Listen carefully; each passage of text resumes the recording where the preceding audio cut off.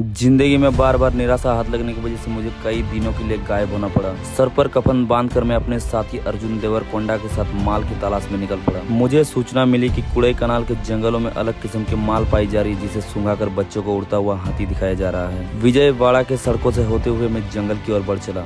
रास्ते में मुझे एक ट्रक दिखाई पड़ी जिस पर ढेर सारा बोरियां लदी हुई थी, मतलब माल की तस्करी इसी रास्ते से हो रही थी। रास्ते में मेरी मुलाकात पाकिस्तानी एजेंट से हुई जो मिशन टाइगर शर्मिंदा है पर काम कर रहे थे। उसने मुझे जंगल की दिशा बताई और मैं उसी रास्ते जंगल के करीब पहुंच चुका था। पहुंचते ही मैंने देखा वहां बहुत सारी गाछ की खेती की गई थी, जिसे सूंघने पर पता चला ये कसूरी मेथी थी। कसूरी मेथी के कुछ पत्ते तोड़कर मैं अपने जेब में रख लिया और आगे बढ़ गया। आगे बढ़ते ही मेरे सामने बहुत सारी परेशानियां नहीं आई तो मैं आराम से नीचे की ओर जाने लगा। तभी मुझे माल के कुछ अवशेष मिले, मतलब माल इसी इलाके में पाई जाती थी।